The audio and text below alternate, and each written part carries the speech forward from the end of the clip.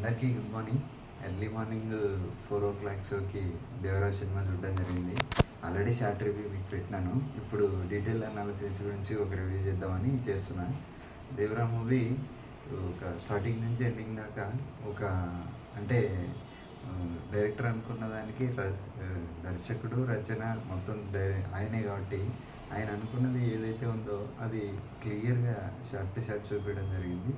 అందులో క్లియర్గా అర్థమవుతుంది ఏంటంటే ఈ హీరో అనేది ఎక్కడ ఏమి ఇన్వాల్వ్ కాకుండా కేవలం డైరెక్టర్ చెప్పింది చేసినాడని క్లియర్గా అర్థమవుతుంది.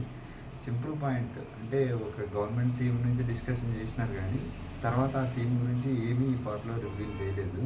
తర్వాత పార్ట్ కోసం బహుశా ఉంటుంది. క్లైమాక్స్లో అంటే మనం బద్దలైపోయే ట్విస్ట్ ఏమి ఉండదు కానీ ఈ ఇచ్చిన ట్విస్ట్ మాత్రం అంటే సెటిల్డ్గా నెక్స్ట్ దానికి ఒక హోప్ అయితే ఉంటుంది. సో పాజిటివ్స్ గురించి మాట్లాడుకుంటే సినిమా కంటెంట్ నార్మల్ కంటెంటే, బట్ ఎన్టీఆర్ పర్ఫార్మెన్స్తో దాన్ని పీక్ తీసుకెళ్ళినాడు. సెకండ్ వచ్చేసి సైఫ్ అలీ ఖాన్ క్యారెక్టర్ ఆయనది ఎంత బలంగా ఉంది అనేది ఈ సినిమాలో కొద్దివరకే చూపించడం జరిగింది. బహుశా సెకండ్ పార్ట్ కోసం దాచించారేమో మిగతాది. తర్వాత ఈ ఆయుధ పూజ సాంగ్లో అసలైన కథ రివీల్ అయిపోతుంది అక్కడే. ఆయుధ పూజ సాంగ్ తర్వాత సినిమా మొత్తం ఒక కోస్ట్ గార్డ్ సీన్ తోటి కంప్లీట్గా యూటర్న్ తీసుకుంటుంది. దాని తర్వాత ఇంటర్వెల్ బ్యాంగ్ ఉంటుంది. నెక్స్ట్ లెవెల్ అంతవరకు మన సినిమా చరిత్రలో చూడండి కన్నీ విని ఎరగని ఇంటర్వెల్ బ్యాంగ్ అది. ఇంటర్వెల్ బ్యాంగ్ తర్వాత మనం ఏదైతే ఎక్స్పెక్ట్ చేసామో వరా క్యారెక్టర్ ఇంట్రడ్యూస్ చేసింది. ఆ వరా క్యారెక్టర్ పర్ఫార్మెన్స్ కూడా వేరియేషన్ చాలా క్లియర్ కట్గా క్లారిటీగా ఎన్టీఆర్ చూపడం జరిగింది.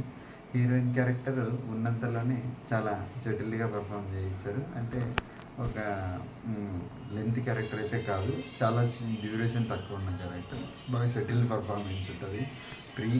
క్లైమాక్స్ సీన్లో మనకి ఫైట్లు రివీల్ చేసే దాని గురించి బాగా క్లారిటీగా చూపించాడు.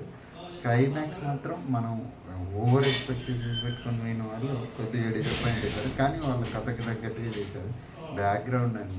బ్యాక్గ్రౌండ్ అదరగొట్టేసాయని చెప్పుకోవచ్చు. ప్రతి ఫ్రేమ్లో మ్యూజిక్ అనేది ఆ తన బ్యాక్గ్రౌండ్తో సినిమాని నెక్స్ట్ లెవెల్ తీసుకెళ్ళాడు అనిరుద్ధ్.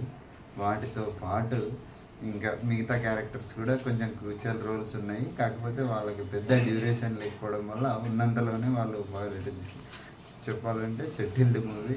అంటే నా ఉద్దేశం ఏంటంటే హీరో ఫ్యాన్స్ కంటే కూడా కామన్ ఆడియన్స్కి బాగా కనెక్ట్ అయ్యే మూవీ అని నేను అనుకుంటున్నాను. అంటే జనతా గ్యారేజ్ టైంలో కూడా నాకు వచ్చిన ఫీలింగ్ ఇదే, సేమ్ ఇప్పుడు కూడా అదే ఫీలింగ్. సెకండ్ పార్ట్కి ఏం పెట్టాడనేది ఒక చిన్న క్లూ కూడా ఇవ్వలేదు. అది బహుశా మనం లాస్ట్లో చూపించే 5 నిమిషాల్లోనే మనకి కొద్దిగా క్యూరియాసిటీ అయితే పెరుగుతుంది. ఇది నా ఫైనల్ రివ్యూ. నా రేటింగ్ అయితే 5కి 3.2 నా రేటింగ్.